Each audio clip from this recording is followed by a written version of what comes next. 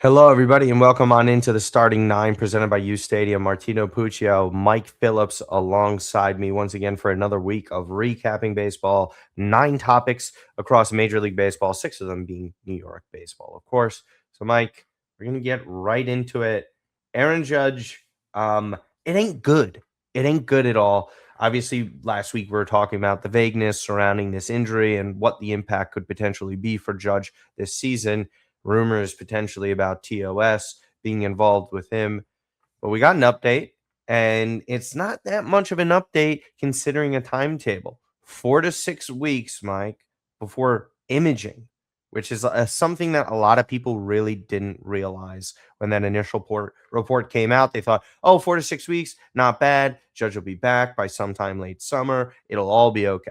Nope, not the case here. It could be even longer for him. So, Mike, give me your initial thoughts with this. I mean, nothing surprising. We see Aaron Boone also getting a little chippy with reporters as well when they were just kind of pressing him on questions regarding health of a player. And for whatever reason, he feels like he doesn't have to give answers. I don't know. That's a separate thing.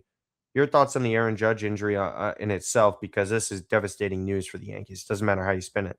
Yeah, it absolutely is devastating here. And we talked about this a little last week, how we don't trust the Yankees' handling of injuries here in terms of, Aaron Boone, in the past with the Rizzo concussion you brought up. I mentioned Volpe separated his shoulder last week. And I know the storyline this week has been, okay, Aaron Judge gets hurt diving in Houston to avoid colliding with a teammate. He says, and he's been saying, okay, I didn't want to tell anybody because, Big G is out. We have a couple other guys hurt. I want to be there for the team. I wrote by Aaron Judge, but if you're the Yankees here and you notice, boy, his performance starts dipping, and this is not to the level of Aaron Judge here. And the claim is basically Boone figured it out in Sacramento last week, and that's why they went and had him checked. How do you let him go for a full month, basically playing poorly and not saying, Aaron, you feeling okay? Like, this is not like you. Like, this is not like, something, they're big on the analytics. It's not something we could have looked at the video and said, maybe he's favoring something with his swing. A very strange situation with that regard. But in terms of the timeline, again, you mentioned this correctly. 4 to 6 weeks is for imaging. It is not he'll be back in 4 to 6 weeks. He's resting for 4 to 6 weeks. They will check at that point and said, okay, either you need to rest some more, or at that point you're clear to start your rehab process, do your baseball activities, go out for a rehab assignment here. You're not getting Aaron Judge before August at the earliest. Probably late August be where I would expect you see him, maybe give him the last month of the year. Yeah. Do I think they can survive? Sure, but he's going to be gone a long time. You're going to need guys you need Giancarlo back. You need one of Dominguez or Spencer Jones really sees a job out there for now. And you need options out there because that line is going to take a little bit of a dip with Judge out. I mean, how could it not? This is easily the most valuable player in the American League. And I think September makes more sense. It'll probably be dependent upon their record too. And as you mentioned, I mean, again, there's like a 2-week gap in between imaging potentially, right? So say it's just 4 weeks, then that's like best case scenario where they're checking up on the imaging. But if it's a month and a half at that point, and then you're also looking at a situation in which it could also not heal in that amount of time. You could say you have to rest more. That could cost him like another month, and that's just resting, right? So that's the other aspect of it. Then he has to ramp it back up. Hasn't played in a couple of months. And at that size, in the situation what the Yankees might be in, where they're tied with Tampa for first place right now, but I think Tampa's ahead on winning percentage. That is a grave issue for the Yankees. And they also, their other players that we don't forget here have injury issues or a history of injury issues. So it's not like they've always been squeaky clean with this. We've seen the Max Fried injury issues. Rodon has that injury history as well. It's a little volatile with them. And again, we'll get into some of the other stuff here with what is it? Austin Wells. Austin Wells, the type of headaches that he has. I was trying to blank on the word. Cervical headaches. Cervical, there you go. That is also in itself not good news. So for me, Aaron Judge being out for this long, rip up the MVP tickets. There's going to be a new one this year in the American League. We could talk about that eventually. It could be Nick Kurtz with the rampage that he's been on, Yordan Alvarez. So yeah, Aaron Judge out for quite a while. You're basically not going to be seeing him this summer if you're a Yankees fan. So pretty devastating news for them. Just a final question on that, though, Mike. Do you think this means the division is gone? Because the way Tampa's been playing, it could be a sustainable level of play, or it could just be, just a really hot start to the year. How do you kind of view that side of it? It's really hard for me to say because I have to see like who in that lineup steps up when Judge is out because they've been getting apart from him, they really only had two guys having great years, I would say. Basically Ben Rice and Bellinger. Like, Right. Grisham's upticking, which is good. McMahon's been a little better. He's not great. Volpe's not been great since he got back. Caballero looks like he's cooling off a little bit since he came back on the injured list. Like, it's a matter of you're like, okay, does Stan come back and go on a heater for about a month and a half to carry the lineup here? Does Dominguez come back and start hitting and proving that he's like actually the Martian, not just a guy? Like, we could see, maybe they can hang around a little bit, but important to remember here is that I think Tampa is like 5-1 against the Yankees so far this year. And that comes down to that tiebreaker. Yankee fans remember last year what difference that can make. Yeah, absolutely. So Yanks are going to have to be doing a lot of this season without Aaron Judge. The only positive statistic that you saw out there for the Yankees without Aaron Judge was the 2019 juice ball season. So Yeah. not looking very good for them. Austin Wells is going to the IL. Cervical headaches, Mike. From what I understand, if you have neck issues towards the top, it could produce headaches. And I guess that's what Austin Wells has. And yeah, I mean, listen, he's been terrible this year as a hitter. In that regard, it's a negative. It's a plus for the Yankees, but they're also losing a good defensive catcher. JC Escara is going to be coming up and replacing him there. Again, not a good situation for them. There's not a ton of catching depth there. Can't get much worse in terms of hitting production with that position. I mean, what are you making of this one? Again, this is just I'm not saying they're piling up for the Yankees, but there's a couple of injuries now that have been coming to their starting team, and it's not going to bode well over the long period, I think. No, and the Austin Wells thing too. I mean, he said basically that like they think it's basically a buildup, basically of like due to him catching and having neck issues. They think maybe he had the wrong mask on. So maybe you change to the hockey style mask that sort of fixes some of this comes back here. So, but again, even like when he was there, he was not doing too well offensively, which is something you have to consider here. But I mean, if you're a Yankee, you're looking at basically a platoon between JC Escara and former Met legend Ali Sanchez behind the plate. That's a very bad catching situation for the Yankees here. Like you're not getting that's basically the ninth hitter. You're hoping you get like one hit every 2-3 games out of that group and maybe not be striking out in big spots. I think that's all you're hoping for right now to catcher. I think this is the position that they ultimately upgrade in late July, because I don't see how, even if Wells returns, that you expect him to be good enough as a hitter. I especially with Judge out too, right? So like say the imaging comes back and it's a negative for the Yankees. They're going to continue to carry Austin Wells if he continues to struggle offensively. And we'll see names get floated out there. Potentially Astros trade. I don't know how likely they are as a trade partnership. And then there's also... I would not count on that considering the bad blood that it has with them. I agree with you. But a lot of people still keep on floating out these ideas, specifically top journalists saying like, oh, Isaac Paredes could be a match for the Yanks. It's like, okay, yeah, we'll see about all that. And then Arroyo, I think, was the other one that was floated there. Austin Wells to the IL. Yanks injuries are just stacking, man. Not looking good. You can't afford too many more.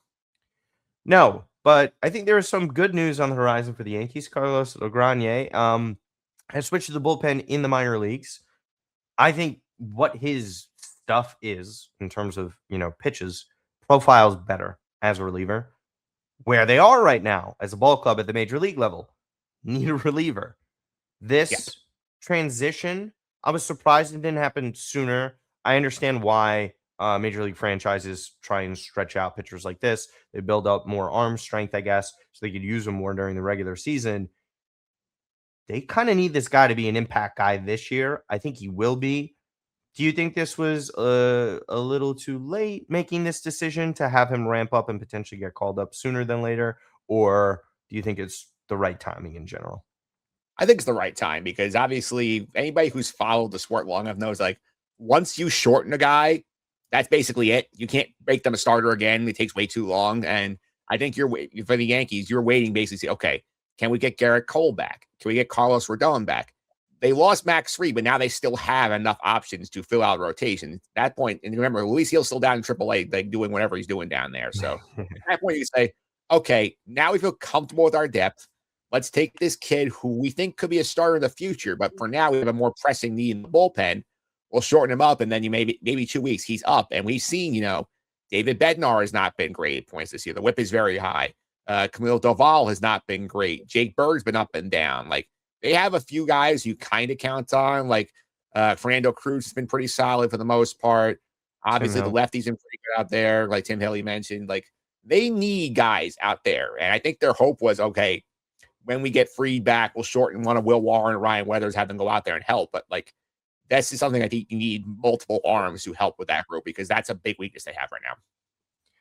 And we thought that it might have been fixed headed into this season because of the moves made at the deadline. That Duvall was going to figure it out, Bednar getting back to what he was in Pittsburgh, and it just hasn't been close to that.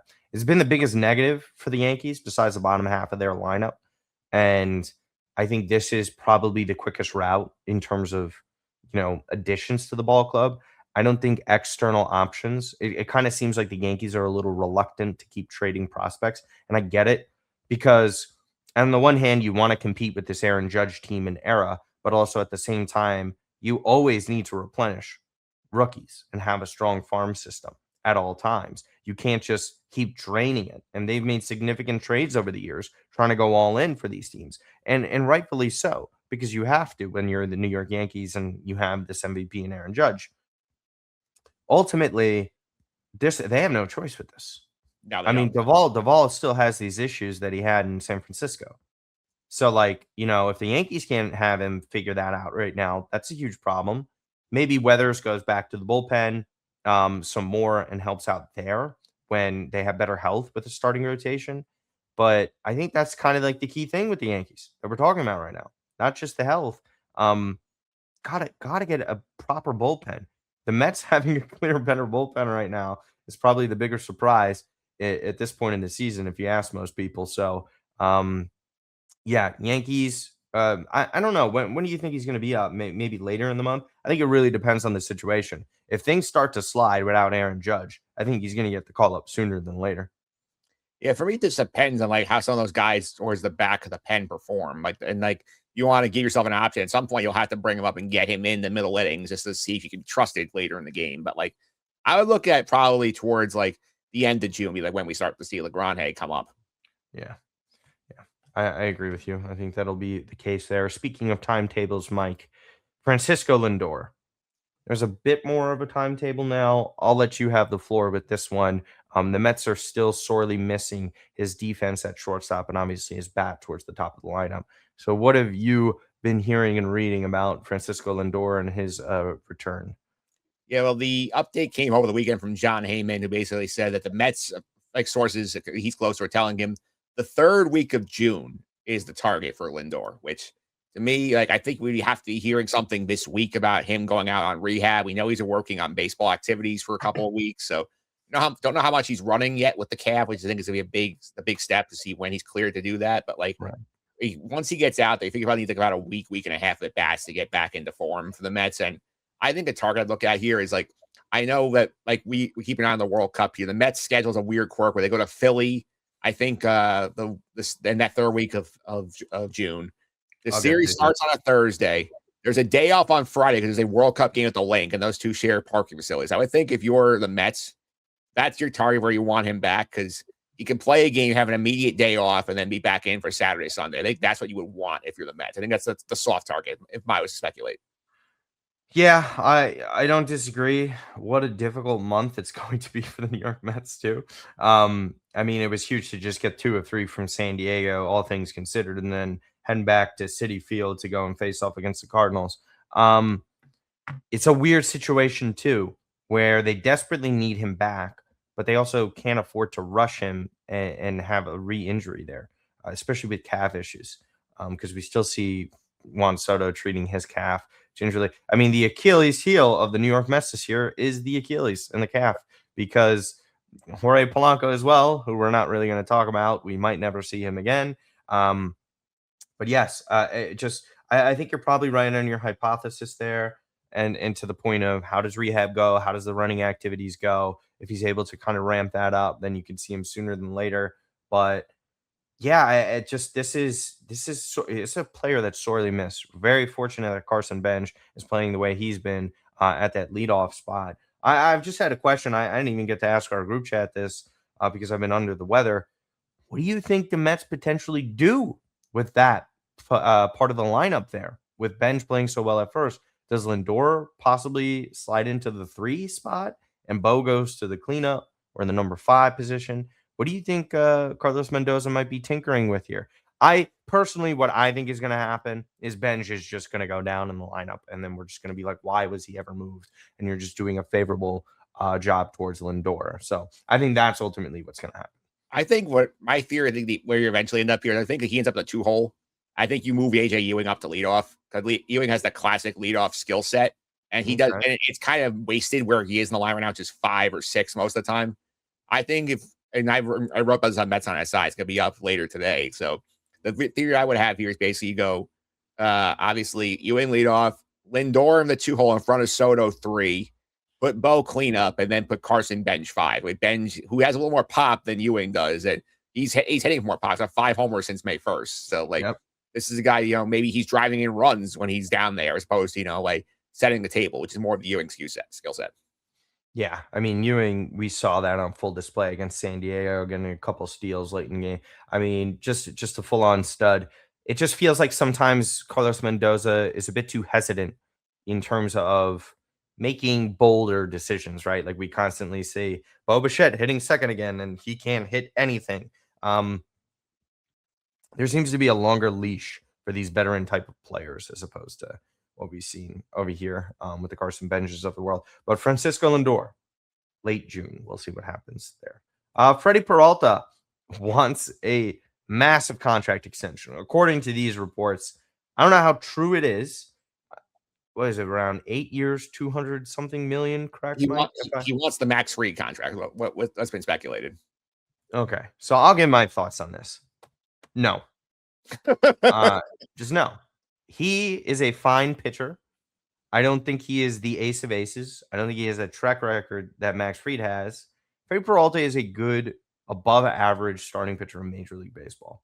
He is not some guy who eats up a ton of innings, which would warrant that type of contract, by the way.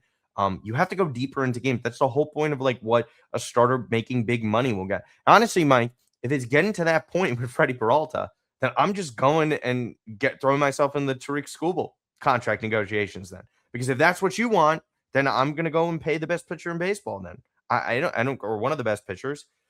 Freddie, I think, is going to have to settle for a shorter term contract with a higher AAV because no one is giving him 8 years. If someone gives him 8 years, I would actually be stunned by this. With the way contracts have been going, and it's also, I find it very strange that there's going to be these contract demands in the middle of the season prior to this CBA issue.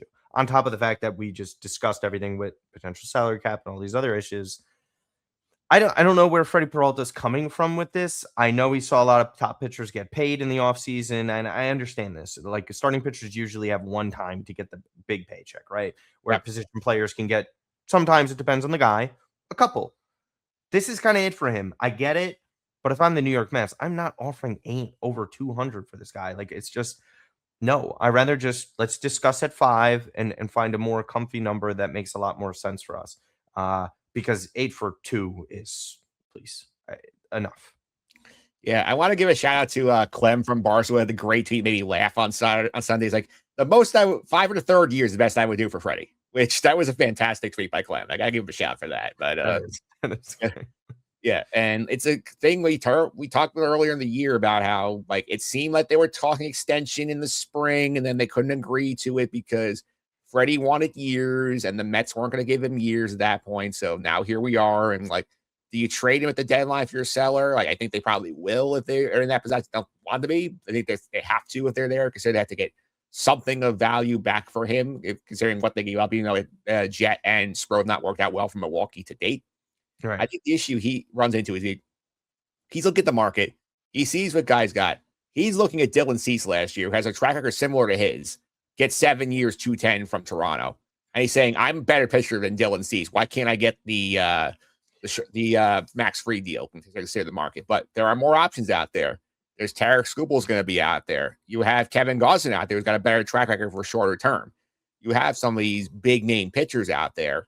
And then at the same time, you're dealing with potential lockout where, like the market might be frozen from like December until March. So it's one of God those things. knows when, yeah. I'm assuming I'm going off of last time's timeline. Yeah. It could be longer if the owner's just on keeping the salary cap in the talks. But like, if you're Freddy, you're basically hoping like I pitch well this year, I get to the market early. Somebody's desperate to give me a contract before the market closes, and we saw last time that a lot of big names got contracts right before the lockout started. I remember Marcus Semien and Corey Seager both signed their deals with Texas before the lockout started. The Mets had those 4 free agent signings around then. It's one of those things you're looking at like is he's betting on himself? Sure. I think somebody will pay him eventually. I don't know if he gets to 8, might get 6 years. And that's the question is how far the Mets want to go there. I think also the way David Stearns looks at it is that, sure, Freddie's great, proven right now as a starter, but I have a lot of starting pitchers in the wing that could potentially get called up. There's Winiger, Santucci. We've already seen Zach Thornton get an opportunity. Yeah, Not to mention, obviously, we saw Tong again. Yeah, and Tong. We'll see what happens with him too. Yeah, good point. There's a lot. I think Stearns is going to keep things flexible with this in terms of the future because there's also Clay Holmes, a little bit murky out there as well, and he's also always going to be shopping for the opportunity cost in the free agency. So we know that's how he operates. There's just no way I see the New York Mets offering someone not named Tariq Skubal at least 6 years. Yeah, I just don't see that. Yeah, I think he's going to try and do the Bo Bichette contract. Okay, here's 4 years, a lot of money per year, take it or leave it, basically. And he's going to say, if you want 6 years, not coming from me. Which you can argue that strategy because we've seen they need a front of the line pitcher, and he's not going to go deep, but he's giving you front of the line results when he's pitching. But it's one of those things you look at it. It's like, do I take that gamble? Do I hope that, Noel McLean is that guy and I don't have to pay that much for it? I can fill in with, right. Maybe give 35-year-old Kevin Gausman the 3-year high AAV contract. You could play that way, but I don't know if that's the preferred strategy here. And also not to mention Freddie's done pretty well in the New York market so far. I don't know. It's a toss-up for me, but I'm not going the Max Fried contract because he's not Max Fried good. And going to somebody who has been proving us to be a reliable hitter for the New York Mets and not too shabby at first base. Jared Young, I think I sent a text. Obviously, I'm not a big fan of all these guys that the New York Mets try and make projects on. But I did say at one point a couple weeks ago where it's like, the season has gotten so bad, I'm begging for Jared Young to come back. And Jared Young has come back, and he's been sensational. Coming back from the torn meniscus, obviously. He's better than Mark Vientos. Just straight up. Let's just call a spade here. I'm going to turn this into a Vientos segment because I told you we talked Mark about Vientos is the worst position player in baseball by WAR. So that's a very low marker, but he hasn't great. I cannot stand Mark Vientos. And I'm saying this, not Mark Vientos, the baseball player. Mark Vientos, the personality, the person that he is in a clubhouse. You could tell he is a fucking parasite. This guy is the worst when it comes to mentality. I don't forget about the not cheering for Jared Young where he hits the home run in San Diego or whatever. I don't care about that. It's obvious he's going to be bitter. My thing is the arrogance to think that he is playing so well at these positions and doing well, not making progress at the plate. Same issues time and time again. Lack of accountability, thinking he's better than he actually is. Oh, and by the way, he is the slowest fucking guy that I've ever seen on a baseball field. And I saw Daniel Vogelback play for my team. And Daniel Vogelback thought eating 12 acai bowls was going to cure everything. Mark Vientos is, you could tell this is a negative in the Mets locker room. And it's funny to me that the discourse and the narrative in the offseason was about Mets locker room issues, these issues with guys persisting from the past regime that were lingering and kind of adding to this negative culture. I see one who's still there. I don't think we got all of them. You know when they say they kill 99.9% of germs? Mark Vientos is the 0.1%. I cannot stand this. It's one thing if you're a streaky player with a good attitude, a streaky player with a shitty attitude and shit defense on top of it. Please get out. I cannot do this anymore. And Jared Young has proven time and time again that he is better than him. And I know Carlos Mendoza had comments about, oh well, we're kind of playing the hot hand here. No, I think it's time now to put your foot down, get Vientos out of the door as soon as possible. I know that's obviously not going to happen, but Jared Young has earned this. He should be in here until either Ryan Clifford is ready or Jorge Polanco magically gets new Achilles. Otherwise, I have nothing for you. I can't do this Vientos thing anymore. And I know I made it about that, but kudos to Jared Young. I love his at-bat. Got good power. Really improved every time he's played with the Mets. Yeah, obviously Jared Young, I'm a big Jared Young supporter here. Like, he's been elite against right-handed pitching this year. He plays a solid defensive first base. The comments Mendoza made basically were like, okay, like he's aggressively about Vientos, said he has to earn his at-bats. Like, yeah, that was the comment here. Like, I'll give you some stats on Mark Vientos here. Over the last 30 days, he's hit 185, 2 home runs, 10 RBIs, 0 walks in that span, and a 496 OPS while playing a terrible defensive first base. What are we doing here? And to your point about I get Jared Young is not a guy who can play against lefties. He never hits them. Put Brett Beatty over there. You mentioned the streaky players who have good attitudes, are good defensively. That's Brett Beatty. I'd rather have that guy playing who's giving me a good at bat than seeing what we see from Mark Vientos, where he's chasing pitches 5 feet out of the strike zone. Or we talked about last week in Seattle when Jared Young works the great at bat to get Logan Gilbert out of the game, and then the next pitch, Vientos swings the first pitch and rounds the inning and ends up play. I can't. He's living off of a moment from 2 years ago. A heater. The leash afforded to these players is pathetic. You cannot do this. When it's one thing I agree with, like the idea that McNeil, Nimmo, Alonso, you got to cut ties now, but like obviously Alonso a little different, where you're like, we could see the signs, we could see them declining, even though their numbers are pretty decent right now. We could see that. I could see Mark Vientos' shit right now, and it's not improving. I am having a hard time with this. This is again, I know David Stearns has done a lot of indefensible things. This is one of them. Even Sean Manaea has improved a little bit of late. Which is crazy. Yeah. Because he actually has.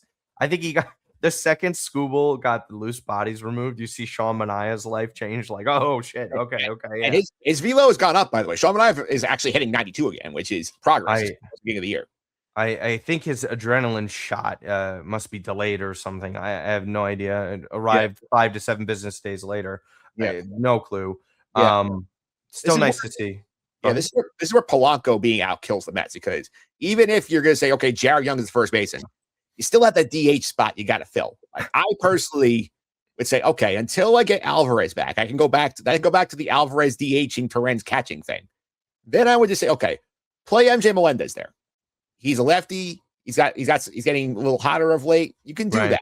It's like, to me, like, Mark Vientos has not earned the bats. And to me, it's like when you get Alvarez back, they're going to send Sanger down. When Lindor comes back, it's probably like where you have to start see decisions getting made here. Right. Am I going to send out, Eric Wagaman, who has shown a little bit of life when he's been up here, and he could play first base? Hasn't played since the homer. Am I going to send out Vidal Brujan, who can at least, give me a bag late in the game? Like, what is Mark Vientos giving this roster that makes him worth hanging on to?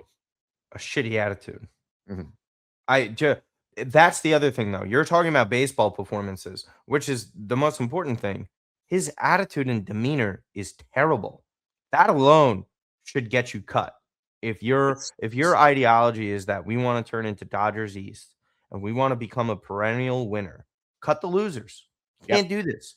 And I think he's also been lucky that Ryan Clifford has struggled a little bit with his strikeouts in the minor leagues, because if Clifford, and who knows, there's still a lot of time left. It's first week of June, second week of June.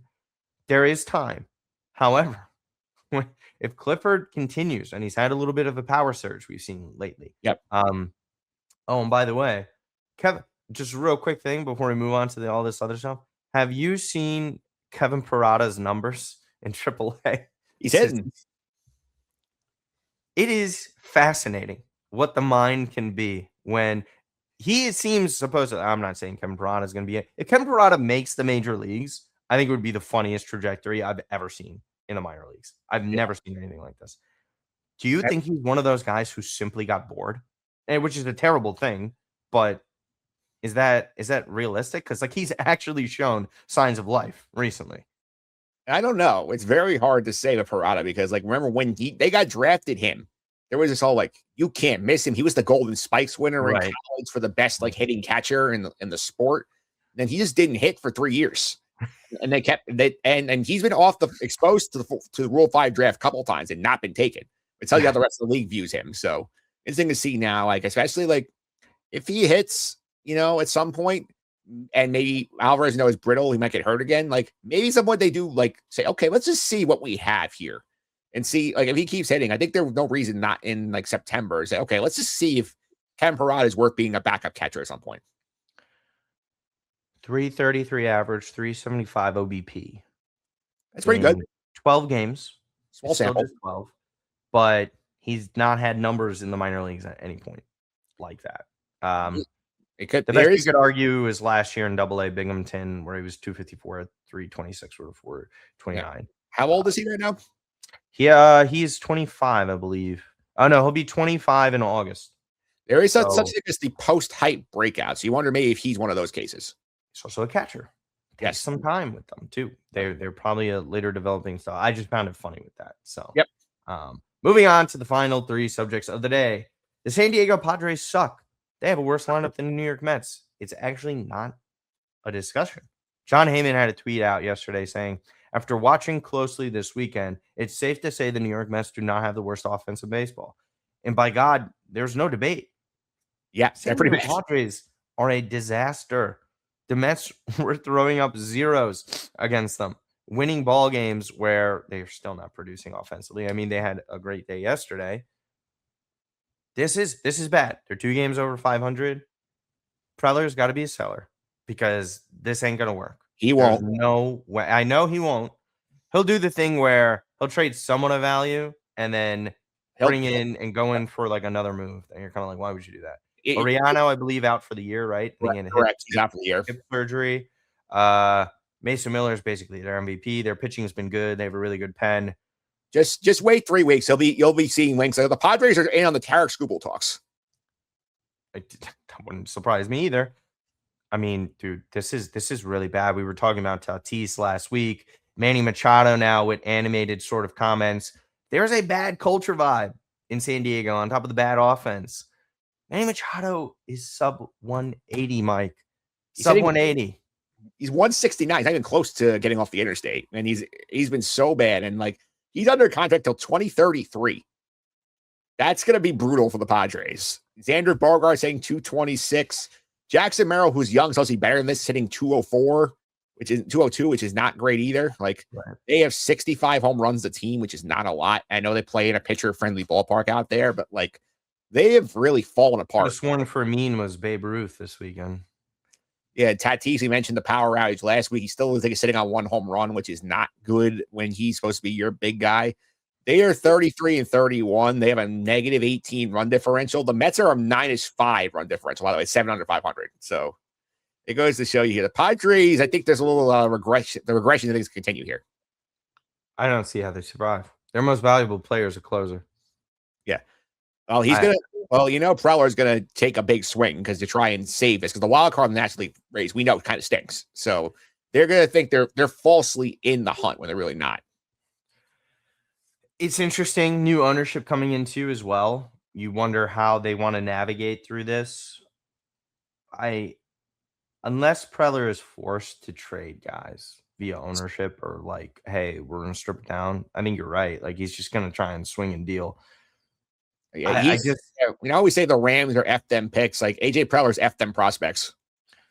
He is, and they're all really good prospects too. Because James Wood and CJ Abrams. I mean, listen, going in for Soto made so much sense. I get it, but you know what I mean. Like the Padres are going on a downfall here, and I don't see this turning around anytime soon. I think that they're going to have to. I think they're going to be doing the Pivetta type trades. Where they send him away and they try and get something back for that. You think it's a buy and sell situation, basically, where they buy something, they sell something. Correct. And you could see them, funnily enough, what the Tigers did a couple years ago at the 2024 deadline, where they suddenly come back and play better after they were technically sellers. We saw the San Francisco Giants almost made the wild card after they were sellers at the deadline. You never know what happens in baseball, but speaking of, I mean, look at this subject. The Chicago White Sox have a wild card spot. Mike, they're respectable. Like, they're a pretty good baseball club this year. Them and the St. Louis Cardinals, very surprising. Go ahead, though, with the White Sox. Yeah. The Cardinals are kind of coming back to earth a little bit. They got that big heater starting. Now they're kind of realizing, oh, wait, like, we're all young. We don't know how to do this for a full season. The White Sox, even if when our guy Murakami, he's out for a while with an injury. They're 3 over 500. They are 2 games back of the Guardians in the Central, 1 in the loss column. Like, there's something here. Like, the vibe is back in the South Side of Chicago. Fans are showing up here to these games. They're very exciting to watch. Like, they've put together a very sneaky, fun group of players. Like, and they're a team. Like, now we said that the A's are kind of the MLB extra innings team. The White Sox might be starting to creep up those extra inning rankings for people because like they're a fun watch. Murakami injury is huge. It's a big negative for them because he was sensational. It's going to be rookie of the year, on pace for what, like 40 homers, I think, right? Right around there. It's a lot. It's a big L. I think the Murakami injury puts me off to no on the wild card. AL's wide open. I get it. They have more talent besides Murakami on the young level. I mean, Colson Montgomery is fun. Montgomery's been a beast. Yeah. What about Ronald Acuna's brother? Yeah. Not talking about he doesn't count. I'm talking about our World Baseball Classic hero Sam Antonacci's been pretty good. They have some fun guys there.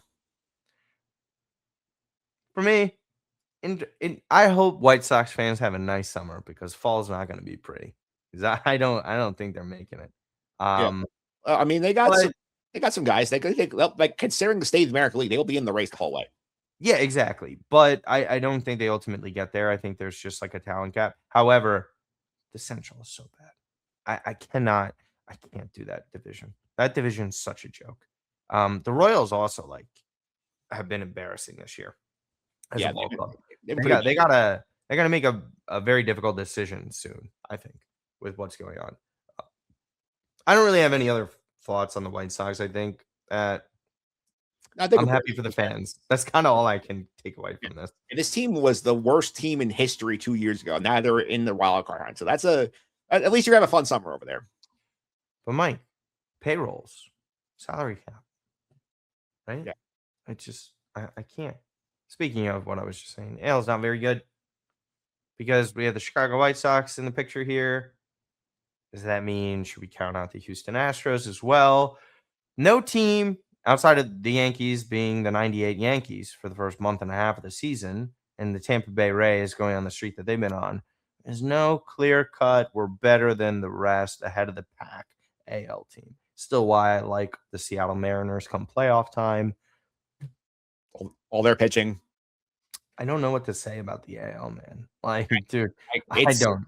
It is very mid. Yes, as the kids say. Yeah. I'm still on the Yankees Mariners side of things. I think one of those two teams will be representing the AL in the World Series. As for the rest, I mean Tigers. I mean I'm gonna maybe touch upon the Tigers a little bit. So shout out to Alan Pines. This is like a carryover from what we saw at the end of last year. We can't just ignore it because they snuck into the playoffs. That was a long stretch of really poor play. And I know Schoolball's coming back. Where do you lie with the AL as a whole? Like, what is your optics of it all? Let's put it this way: we're closing on the halfway point of the season. 6 teams in each league make the playoffs. The AL only has 5 teams above 500, and the last wildcard spot is currently held by 32 and 33 Texas. The White Sox we mentioned before, 2 up on them, and the Yankees. This is why the Aaron Judge is not a big deal this year because it would take a catastrophe for them to miss the playoffs in this American League. Like, you look at basically some of these, the only teams more than 2 games above 500 are the 2 in the East and the 2 in the Central. The Guardians are 7 over. The White Sox are 3 over. Even Seattle, which has been out heater, is 2 over right now. So there is a lot of runway here. I mean, The Red Sox are like 4 out of the playoff spot, and they got off to a horrendous start. You mentioned the Tigers; they're 6 out in the loss column of the playoffs. They're 12 under 500. That tells you how bad the American League is. They should be dead and buried, but they're not. I think Toronto's going to turn it around out of all of them. I always thought with Texas, their staff was going to keep them in games. I was just a little curious on their offense and were they going to be able to do enough this year? For me, it's just like it's just funny because like Baltimore should have just been aggressive in pitching trades. Yes. Baltimore did themselves another disservice with Yeah. this. They're just the utter stupidity to not reassure that besides Shane Baz, you got nothing. Just the way these teams constructed stuff. I know the Blue Jays have been hampered by injuries. Vladdy is like really not on a good pace for homers. Yeah. Really devoid of power at the current moment in time. The Athletics, again, that's another team. The Athletics and Orioles are basically the same version of each other. There's a young, really good, talented lineup, but their pitching stinks. And it's holding them back. The Orioles about 2 years ahead of the Athletics in terms of pace because like the A's group is getting really their first crack of being in the mix. It's like the 4th or 5th time that the Orioles have been in the mix with this group. And the funny thing with the Athletics is 11 and 17 at home and 20 and 17 on the road. So I think that says a lot about them there. For me, my biggest disappointment besides the Boston Red Sox, which was one of my top picks, Kansas City Royals is terrible, as I mentioned. If you're only 2 games up on the Los Angeles Angels of Anaheim, yeah, not good. I'm at a loss for words here. What I'm seeing, and then also what you mentioned, like for example, like the Houston Astros, right? And they're a terrible team this year. 3 out of the last wild card spot. Starting to get healthy too. Altuve's back. I wouldn't fully count out that track record of that ball club. If it's all the teams at the bottom half of what the AL is right now, that's the one I respect the most. I know they have huge flaws. Brown's injury, pitching is obviously not the same. If they can get like one more pitcher back, this is the way the AL is set up for the Astros is like they should have been buried alive basically with all the injuries they had. The fact they're not like, and he's hearing like how committed they are to this group, I think they will be buying at the deadline at this point. I got a Shaw Mania for you. You want it, but I don't think they want it. No, I don't think they want it either. But I think that's pretty much it for this show. There isn't much left for us to discuss regarding this. Major League Baseball is having a interesting season. Pitching records all over the place. I mean, this NL Cy Young Award race that we discussed last week is going tremendously. Again, the AL is pretty garbage. We'll see if Aaron Judge gets healthy. Shohei heating up a little bit in terms of the hitting as well. So we'll see everything that goes on over there across Major League Baseball. So as we do every show, Mike, let's wrap it up and discuss some other things and musings going on. The New York Knicks are up 2-0 in the NBA Finals. Game 3 is tonight at MSG. President is showing up. There was an hour-long wait outside of MSG for employees to get into the building. That's going to be fun tonight for if you have tickets to that. And I will tell people, look back at what happened when Trump went to the U.S. Open final in September. They had to delay the start of the match a half hour because they couldn't get enough people in the building fast enough. And I give the Knicks credit here. They gave more notice of what you need to do than the U.S. Open because that's kind of a last-minute decision on President Trump's part to show up at the U.S. Open. So there were rumors about he didn't commit till like the day before, so he didn't really have much time to let the people know this is what you need to do, so on and so forth. The Knicks, to their credit, at least gave you 2 days that, hey, please be here 2 hours early, no bags, and you have to avoid the area if you don't have a ticket. I think they at least, considering like how messy this can be, at least gave you the notice, but execution still be a problem for this. Yes. And to answer the age-old question, would you go to Game 3 of the NBA Finals or your son's wedding? The answer is obviously Game 3 of the Finals. The answer is Game 3 of the NBA Finals. President Donald Trump answered that question for everybody. He is a big sports guy. He has made sure he goes to these sporting events as the president. He was at the CFP title game in December. He's been to a bunch of NASCAR stuff. He's been to UFC. Like, he likes going to his sports. was also at Game 7 of the 2006 NLCS. He was at a Super Bowl a couple of years ago. Like he was at I know. I don't think he gives a shit about the Knicks. We've seen Donald Trump and being this is all about him. It's yeah, because they're playing in New York. That's what yeah, it is. yeah. He wants Um, to be seen there. Like, are you anticipating huge boos there? And I know. and I will. The thing is, I don't think that Dolan is stupid enough to put him on the big board. I think he'll let NBC show him on TV. I do not think he's going to be in the celebrity row shot. Him and Jimmy Dolan are friends. You don't know. He's going to be in Dolan's suite. Like that we know that he's not going to be courtside. He'll be up in the suite. Like I would be shocked if he is on the in arena scoreboard. I think they will let ABC show him on the broadcast. Interesting. I think he gets shown. Because James Dolan also loves attention. Don't forget who he is too. Yeah. At the same time, though, he values his relationship with the president. I do not think he wants to take the risk of his fans massively booing the president, like in the arena. He got booed at the Commanders game, so I don't know. Question for you though. Yes. Regarding this, is there any part of you that is paranoid being up 2-0 against the Spurs? I don't think, from what I've seen from a basketball perspective, right? Take the emotion out of it. The Spurs do not have answers on offense that don't involve Victor Wembanyama. The sixth man of the year has combined, I think, 7 points, Keldon Johnson, in these games. This is exactly why I thought this matchup for the Knicks was perfect, tailor-made. Obviously, the Spurs choke away game 2. Not using Dylan Harper enough is a huge mismatch with the Mitch Johnson situation. I just don't see how the New York Knicks, with all their experience and all this stuff, that the fans are freaking out that something is going to happen. The only way this happens is if, like, I don't know, Victor Wembanyama reaches nirvana and then magically becomes elite offensively. He doesn't have enough right now. This version of him, I don't see it.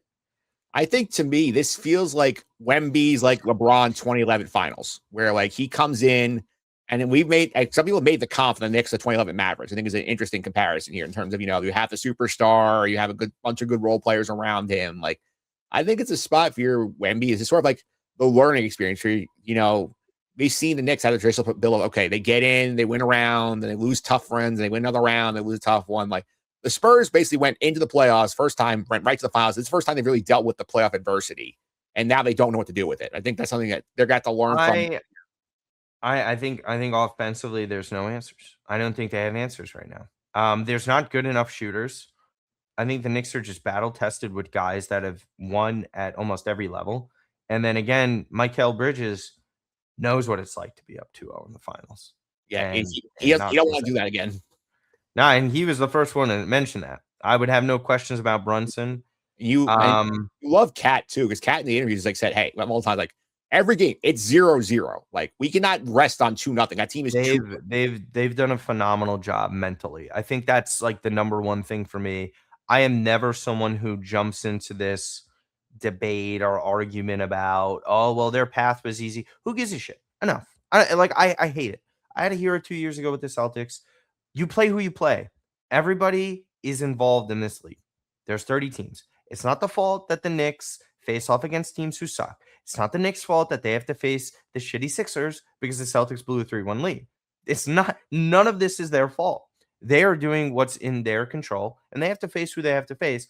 And this is largely being downplayed, just like 2 years ago, that, oh, this team was on a great run running through the East, and wait till they face the West. Yep. Then what? They're up 2-0. And this is what would have been different against OKC. This is why the San Antonio matchup was huge for them. I hated the OKC matchup because I was looking at it like they have all these wings that can match up with the Knicks wings. They have the same bodies you throw at Brunson, but they have, and admittedly, we don't know if J-Dub would have been ready for this series or AJ Mitchell. I think would have made things more interesting, but fully healthy, the Thunder are a bad matchup for the Knicks. Just the Knicks are a bad matchup. I think they're the worst matchup in the NBA for the Knicks, easily. Yeah. I don't think there's a worse team. The Spurs one was great, so we'll see. I think the energy at MSG is obviously something that I've never seen in my life. It was only 4 when I was watching the finals. I'm just hoping everyone stays safe in New York City. If you're going there, U Stadium obviously had watch parties together, so you guys go and tune and check that stuff out too. Go and check out all the social media side of things with that. Mike and Phillips 331, give everybody all your details and stuff regarding your content coming up. Yeah, before I do that, I want to ask you, as the more connected U Stadium guy here, have you guys gotten a hold of Spider-Man yet? Invited him to the watch party. We saw he was partying with the people after game 2 on I don't know. That's a great Frankie V and Nick question. I do not have the answer for the rest of people there yeah. as far as that goes. Yeah, because we saw him partying with the people on 7th Avenue the other night. So, like, it'd be good if it'd be a big pop for you guys. You get him to show up for the watch party. I think that's a big deal for Frankie V. I think that's right up his alley. But yes, I do not know anything about the whereabouts with Spider-Man. But go ahead. Yeah, so mentioned before, follow me on socials, mphillips331. It's MPHILIPS331. You go over the Just and Suffering podcast. You actually stopped by. We talked about the World Cup. So I did.